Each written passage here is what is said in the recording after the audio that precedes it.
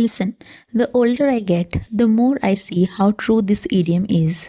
Birds of the same feather flock together. People naturally connect with those who think like them, live like them, and understand their world without needing long explanations. We are drawn to similar energies, similar values, and similar mindsets.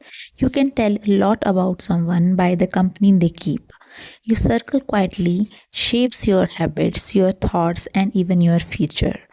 And that's why finding the right people matters and the ones who match your frequency, not just your schedule. Because in the end, we don't choose people, we choose the version of ourselves we became around them.